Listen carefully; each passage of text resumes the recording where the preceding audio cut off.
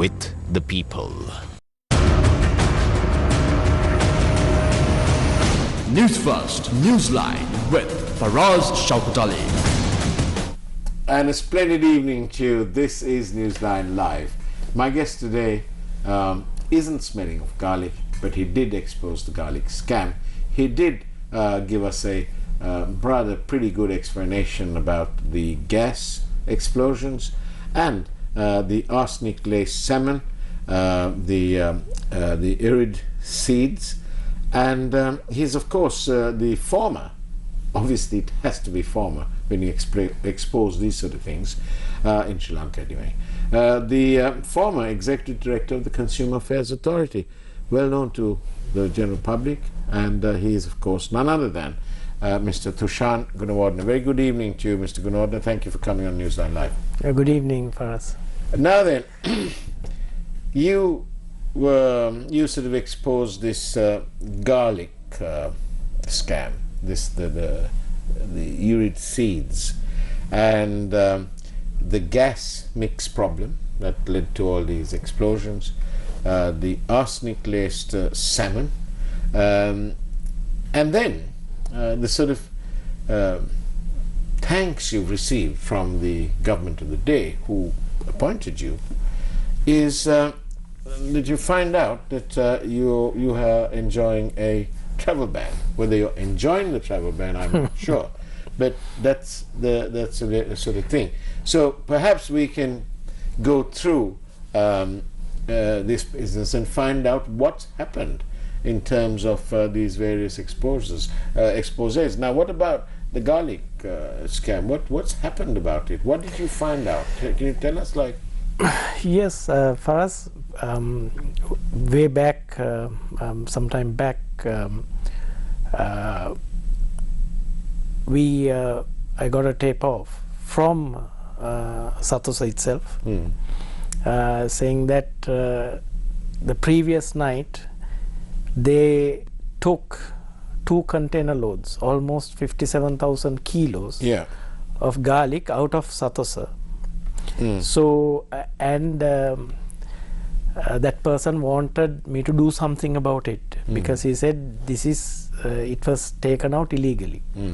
So immediately we sent a team there and found Consumer Affairs Authority team, and found that they have sold garlic to a third party, wholesaler, at the rate of 117, if I remember right, per kilo. Yeah. The beauty of this is for us that the same garlic comes back to Sathosa at the rate of 450 per kilo immediately, the very next day. So the container moves out? Sometimes the containers don't move out. It's just a paper. Yes, it's just a paper transaction.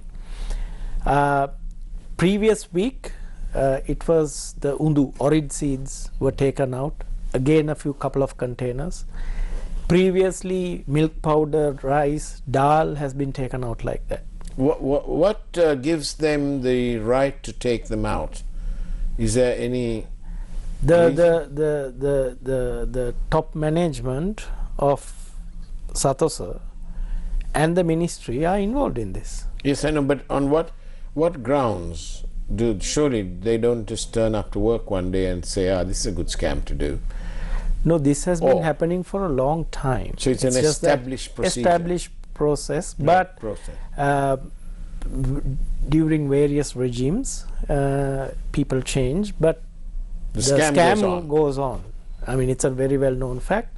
So we moved in against, even though it's in the same ministry, Consumer Affairs, we moved in and we uncovered this, and I forced our chairman to actually lodge a complaint with the CID when the ministry was trying to do a ministerial inquiry. I knew the moment you do a ministerial inquiry is to just cover it up. So we somehow forced it and then gave the file to the CID to handle. So that's why even though the ministry gave a press notice saying that the top management was not involved even before a proper investigation was done. Perhaps their name was Sumanadasa. Yes, after the CID took over, they arrested 2 senior managers of Sathosa. Okay. And somehow it never went above that. And interestingly, these staff who have been arrested and are out on bail have been re-recruited. They are working at Sathosa again. Again? Yes. So even before in effect the operation is still moving. So were they interdicted or not? No, they were never interdicted. Even when the police yeah, even now still they are not out of the case. The case is going on. And okay, so the case is going on. So this is a little bit like the bond scam, because at the time there was screams and screeches and all sorts of things asking the then Prime Minister to remove, or at least to get Arjuna Mahendran to step aside, but that Prime Minister didn't act. It's a bit like what you're saying now. Exactly. So this is the same way. I mean, garlic was just one case. Right. There were many others. So I even told the CID, I gave the information for them to go and check on those. So as far as I know, nothing has happened so far. I mean, only a big ha-ho and that's it. And beyond that, no one has been taken in, no proper investigation is done. But they somehow made me a suspect in the garlic case. And slapped a travel ban. Yeah. So they shot the messenger, basically. Exactly. And they have slapped a travel ban on me. Yeah. And citing me as one of the suspects. And you're seated at the Consumer Affairs Authority. I was at the and this scam's taking place at Sathosa. Yes. And you have no other official link to Sathosa other than you are at the Consumer Affairs Authority. Exactly. So it's interesting to see how the political authority used the police to manipulate and get an order like this and mislead, possibly in the process they misled the courts. So well, again, I find another sort of synergy, for want of a better word, and that is if we examine the case of the former governor, Mr. Azad Saleh, after 9 months, so in which he lost his freedom, the court found, and they found for him, in the sense that he was found not guilty of all the charges, and the court has censured the couple of networks for their actions, and I think they've been asked to appear before court. But it's the same sort of thing. It happens in different. It appears that this is happening all over the place. I think mainly the police is being used to control people who go against the government. I mean, I don't see me as going against the government. I'm trying to put things right.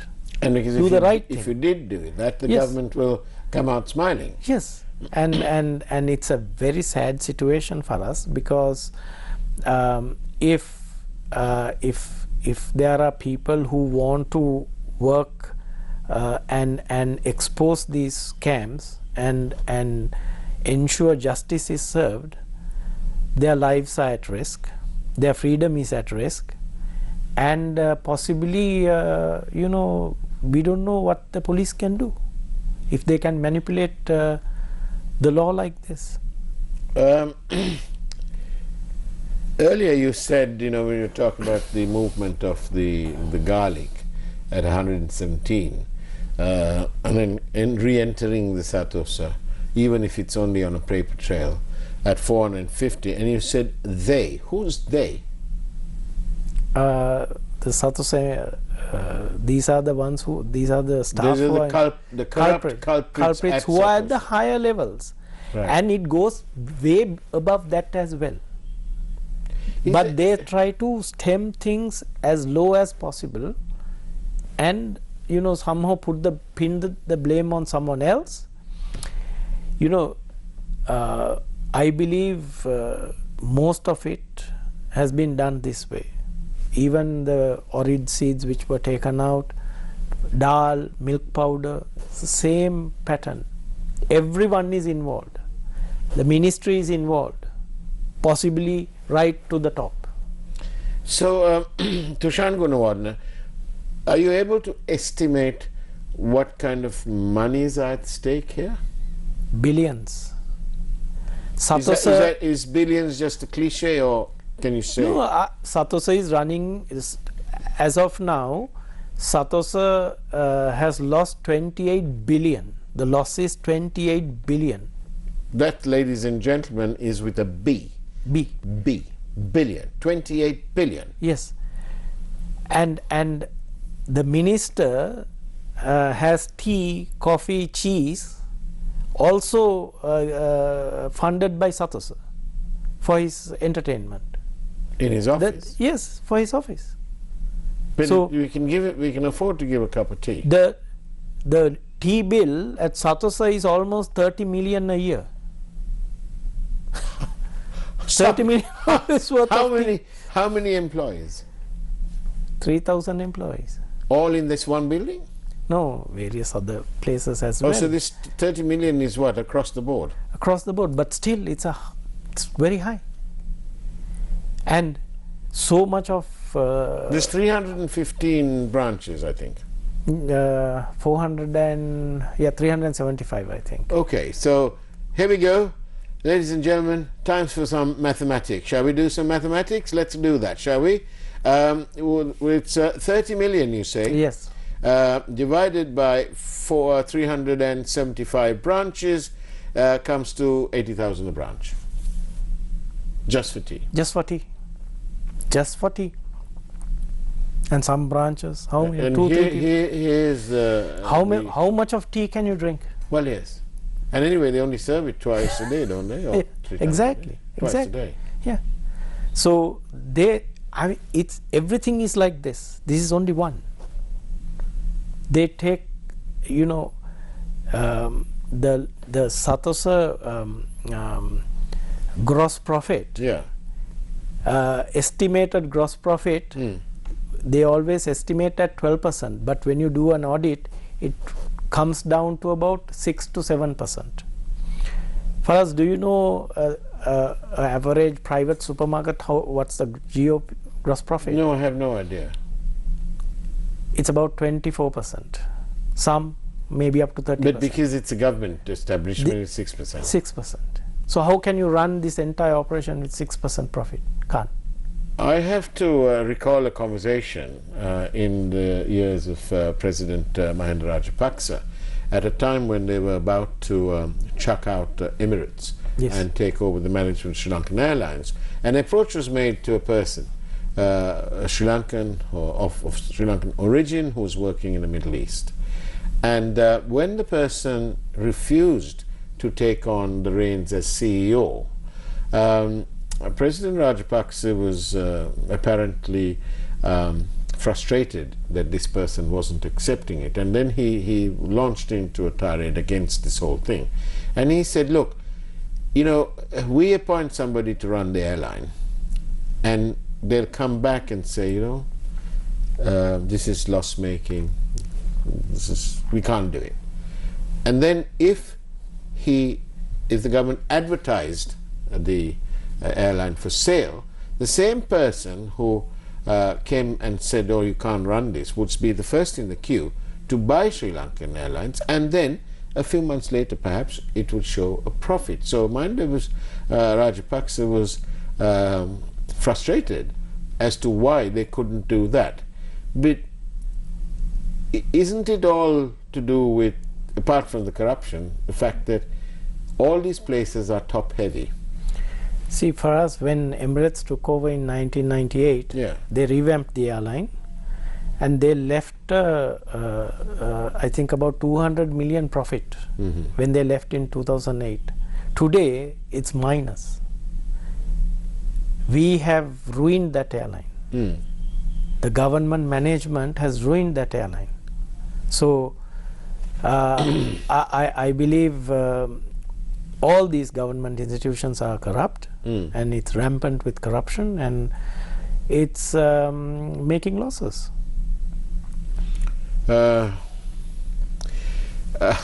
Okay, I've got various questions. Thank you very much. You can send your questions straight through here by either SMSing or WhatsApping 0772 300 305. 0772 300 305. It's now time for a quick break. We'll take a peek at this evening's headlines from that wonderful primetime news team, and we'll see you on the other side of the break.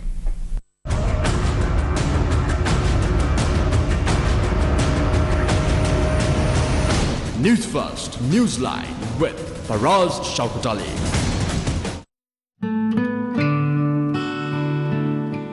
KDK, the leader in indoor air quality. Over 110 years in bringing you the best of Japanese innovation and technology. KDK, the reliable fan.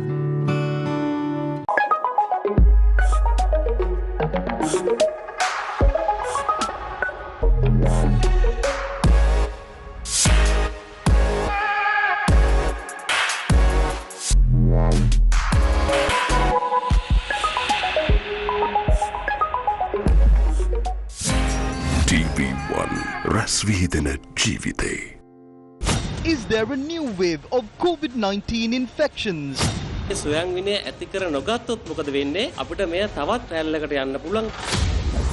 Warnings issued to passengers travelling in buses.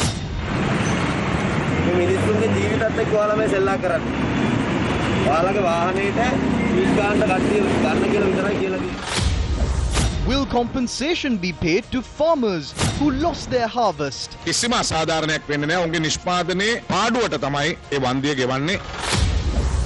rice imported to Sri Lanka organic? Organic farming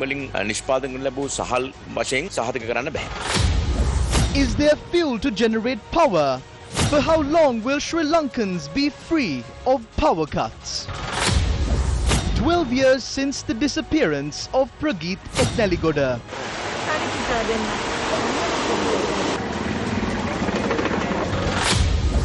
Is the rift among government coalition members deepening?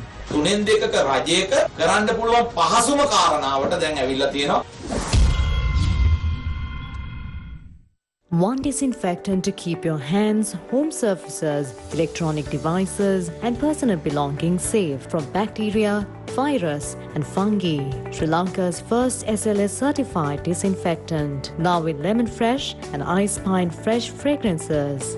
Sun all-purpose disinfectant spray.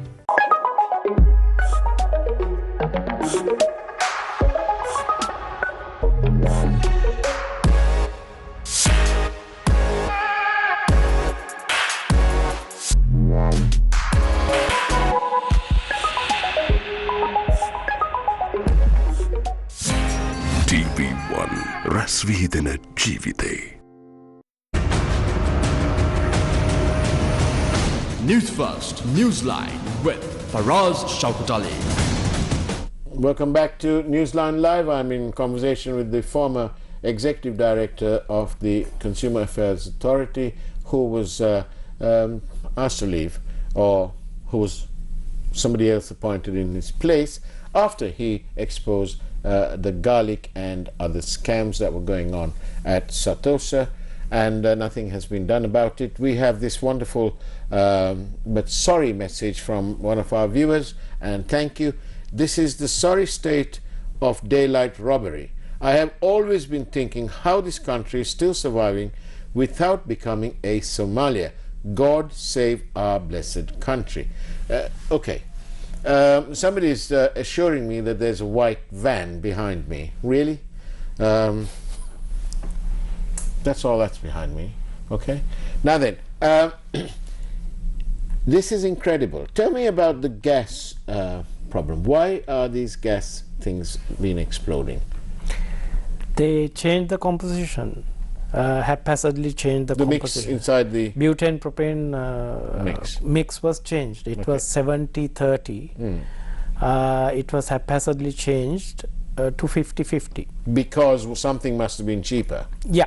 So it's for profiteering, and they reduced almost 3 kilos of gas from the cylinder. So the whoever's responsible have gambled with the safety and the security of the Republic of Sri Lanka. Yes, and Litro or LAFS never, even after changing the composition, they never admitted to it.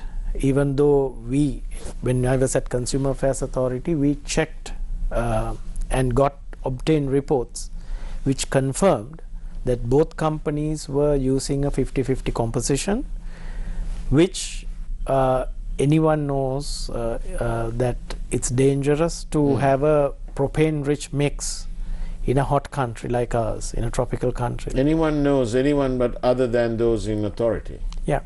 So I have written to the two ministers warning them that this will explode and it's hazardous to life and property. What happened? Way back in April. Okay.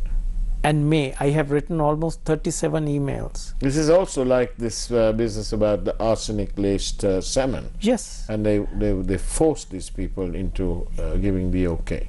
Exactly. And some of these salmon packing companies, even though they have SLS, even though they print the SLS mark, they don't have SLS.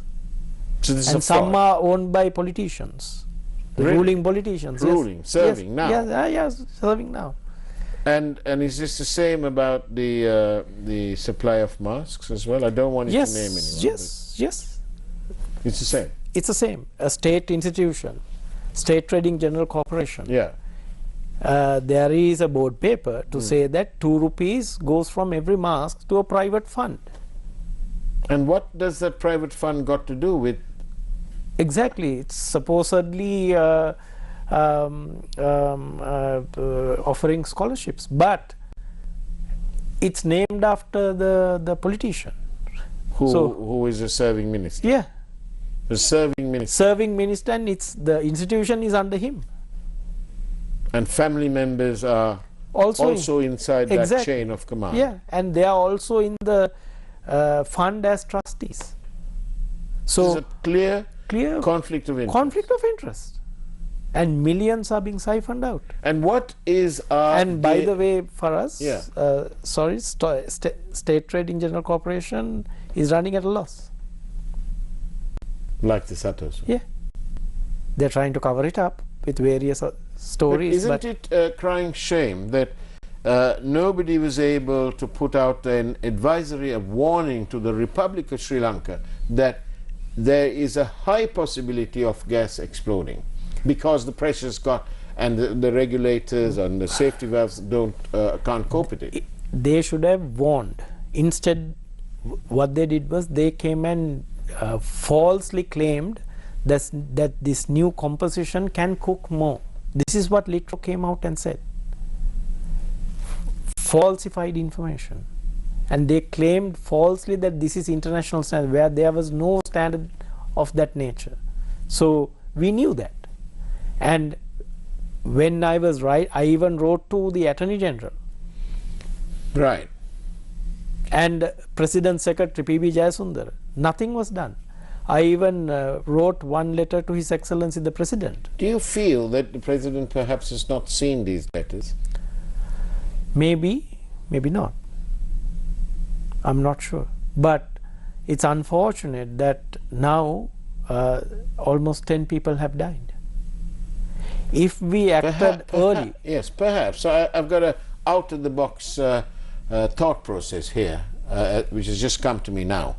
And that is, perhaps on the route home that the President takes home, perhaps we could have those big LED billboard kind of things, you know, and maybe we could put the salient parts to him Very good idea. So that he can At see. least have, yes. Because it's unfortunate. I don't want to believe that he doesn't know it, because the entire country knows it. So it's sad that it has come to this stage where people had to pay with their lives. And the gas companies are not even offering compensation. But this is tantamount to criminal negligence. Criminal negligence, because I have clearly written, there are a couple of mails I have written to the two ministers and the ministry secretaries telling them to act on this immediately. Nothing was done. Instead, they were negotiating with the gas companies to do a joint procurement. This is what they did. Because on 20th of April, Consumer Affairs Authority, with lot of pressure from the political authority, we managed to send a letter to Litrogas ordering them to remove the 18-litre cylinder from the market. And I wrote in that saying that until we check this new composition for safety, it should not be allowed to go into the market. But when after ordering them, they didn't carry out that order because the ministers were discussing with them and they were having separate negotiations on the matter. So And it ended I up just like want to make this point clear, because there's someone texting us assuming that you worked with this campaign of Gotabaya Rajapaksa and SLPP, and thereafter, as rewards for your hard work, you were made the chairman. Were you ever the chairman of anything? No, I was not the chairman. I was the executive director. Of course, I did work for His Excellency's campaign. But how did you get the job? We applied for it. That is in response to Dr. Phoebe's advertisement. So we applied for it, then got selected. I have my qualifications for that job. So that's out of the window, that question. But at least you've clarified it. Now comes the interesting point. You've done all this on behalf of the Republic of Sri Lanka, of which you are a citizen and always have been. So your thanks, you find out your thanks when you try to leave the country on some work that you have in your own work. Yes. And you're stopped at the airport because there is a travel ban. Yes. Did you know about the travel ban? And if so, why did you go to the airport? No, I didn't know. So I made my plans. I was actually going for a conference. So I made my plans. I went to the airport. I was checked in. Right. My bag was inside the aircraft when they offloaded me. So at the immigration counter, they told me, look, you have, I'm sorry, you have a travel ban. So I said, okay, what is the travel ban? Then they said, from the Valisara magistrate has given an order preventing you from traveling overseas. So have you ever been questioned by the police? No. And they also said that I have been named as a suspect in the case. Right. So you're a suspect in the case. You're a suspect in the case. Let's get this right with the public, okay? You're a suspect in the case.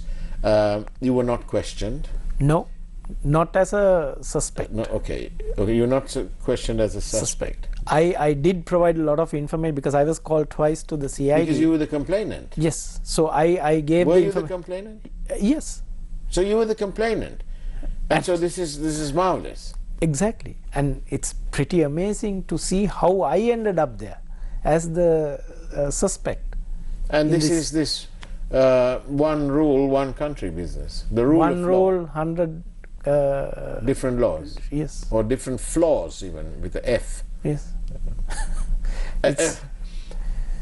Do you regret applying for this job? I don't, for us, because I actually wanted to do something for the country. Is that misguided patriotism? Quite possible. But I believe that it is us who can put this right. So if we allow it, if we just keep bickering about it, I thought I'll go in and then do the change. So let's end by quoting Winston Churchill. I think it was him. Never, ever, ever give up. Never. I will never give up. I'll continue. This actually encourages me to move forward. So it is the impetus. Yes. Thushan Gunawardena, thank you very much for being on Newsline Live. Thank you, Faraz. I really do hope that your troubles will come to an end soon, and that your patriotism will grow and go from strength to strength. On that note, thank you for watching Newsline Live. Take care, and as always, God bless you.